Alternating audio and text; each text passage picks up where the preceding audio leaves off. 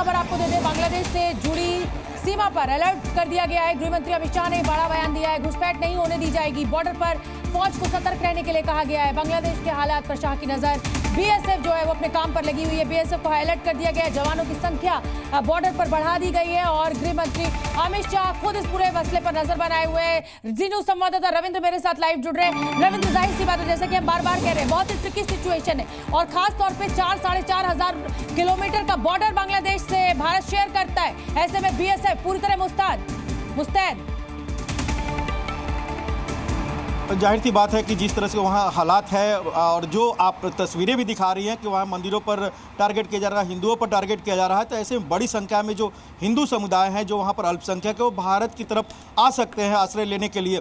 और वो जो सिचुएशन होगा, भारत सरकार को फैसला लेना होगा कि जो हिंदू है, जो पीड़ित वहाँ हिंदू हो, बांग्लादेश से भारत में आए तो उनको क्या सहूलियत दिया जाए, आने दिया जाए या नहीं आने दिया जाए। इसलिए अमित शाह खुद निगरानी कर उन्होंने निर्देश भी दिया है, बीएसएफ हो या फिर दूसरे फोर्स हो, सबको की सख्ती बरता जाए, किसी भी अनहोनी घटना को घटने नहीं दिया जाए सीमा पर। लेकिन एक बात और है जो भारत सरकार के लिए सबसे बड़ी चिंता की बात है, सेना ने वहाँ पर अभी सत्ता हथिया लिया, लेकिन वो कह रहा है कि अंतरिम सरकार बनाएंगे। वो अंतरिम सरकार क्या खालिदा जिया के नेतृत्व में होगा या उनके बेटे तारिक जिया के नेतृत्व में होगा, ये बड़ा है। भारत कभी नहीं चाहेगा कि खालिदा जिया के वहाँ पर कोई वर्चस्व हो। और ये बड़ा आप बने रहिए। और सबसे चिंता की बात यह है कि अगर खालिदा जिया सत्ता संभालती हैं तो वो भारत विरोधी विचार रखती हैं।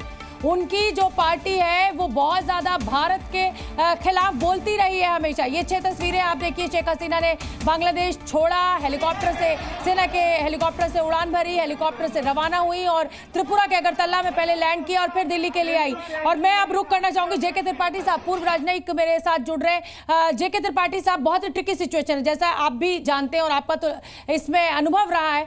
ऐसी स्थिति में कभी भी जब कोई देश फंसता है तो फिर किस तरह के फैसले लिए जाते हैं? क्या अपने ही हित को सर्वोपरि रखा जाता है? जी, एक बार फिर से रिपीट करेंगे आखिरी मेरा त्रिपाठी साहब, इस समय भारत के लिए कितना मुश्किल है ये फैसला, शेख हसीना को अपने यहाँ रोकना या फिर यहाँ से रवाना करना? और दूसरा, क्या भारत इस समय, भारत सरकार अपने हित को ही सर्वोपरि रखेगी जैसा कि डिप्लोमेसी में होता है? देखिए, बिल्कुल आपके दूसरे सवाल का पहले जवाब देता हूं कि कोई भी देश अपने राष्ट्रीय हित को सर्वोपरि रखता है, किसी भी तरह की डिप्लोमेसी या दोस्ती हो तो भारत अपने राष्ट्रीय हित से समझौता नहीं करेगा। दूसरी चीज़ ये कि अगर शेख हसीना को यहाँ रहने दिया जाएगा कि नहीं, पहली बात तो ये कि शेख हसीना ने अभी तक तो शरण नहीं मांगी है, लेकिन मांगेंगे भी तो भी भारत को शरण नहीं देना चाहिए, क्योंकि भारत को ये कतई नहीं दिखाना चाहिए कि वो बांग्लादेश के लोगों के खिलाफ है, क्योंकि लोगों का गुस्सा अभी शेख हसीना पे है। और शेख हसीना को शरण देने का मतलब यह है कि बांग्लादेश में जो कट्टरवादी लोग हैं वो हिंदुओं के खिलाफ और आक्रामक हो जाएंगे।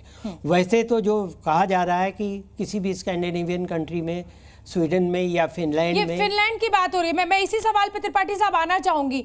ब्रिटेन छोड़कर अब फिनलैंड जाने की बात हो रही है, इसको कैसे समझा जाए? देखिए, ब्रिटेन में वैसे भी बांग्लादेशी, वैसे भी साउथ एशियन ज़्यादा हैं, पाकिस्तानी, बांग्लादेशी और भारतीय, तो वहाँ पे बांग्लादेशी होने की वजह से कुछ भी हो सकता है, उनकी सुरक्षा को खतरा हो सकता है। ब्रिटेन और स्वीडन वगैरह जो हैं, फिनलैंड और स्वीडन वगैरह जो हैं वो एक हिसाब से सेफ कंट्री हैं। आपको याद होगा कि जो लज्जा की राइटर थी, क्या नाम था उनका, उन्होंने स्वीडन में शरण ली थी और तस्लीमा नसरीन ने स्वीडन में शरण ली थी।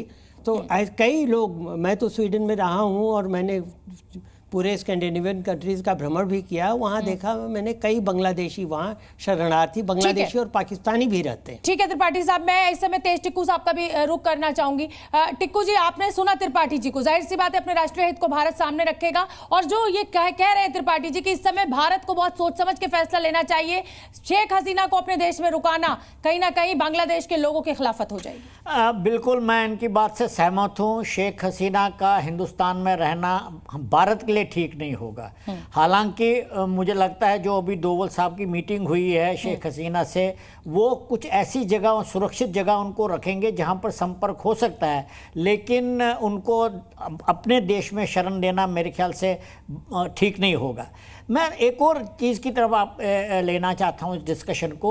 देखिए, जब पहले शेख हसीना ने भारत में 6 साल तक शरण ली थी जी, और 1971 में तब भी जमात इस्लामी तो ताकतवर था और उनके जो मिलिटेंट कार्डर थे जिन्होंने भारत के बरखिलाफ लड़ाई लड़ी थी, रजाकार, वो तो तब भी थे। लेकिन 1971 से अभी तक जो लेकिन टिक्कू जी, मुझे कुछ जानकारी अपने दर्शकों को देनी है, लेकिन यहाँ ये समझना होगा कि 1971 से लेकर और 2024 तक स्थिति जो है वो बहुत परिवर्तित हो चुकी है और अब कूटनीति जो है, डिप्लोमेसी जो है, वो भी बहुत हद तक भारत को अब अपने आने वाली सिचुएशन के हिसाब से तय करनी होगी। और मैं बता दूं कि बांग्लादेश में जारी भीषण आगजनी और हिंसा के बीच वहां की प्रधानमंत्री शेख हसीना ने अपने पद से आज सुबह इस्तीफा दे दिया और शेख हसीना अपनी बहन के साथ भारत पहुंच गई और फिलहाल उनका विमान जो है वो हिंडन एयरपोर्ट पर।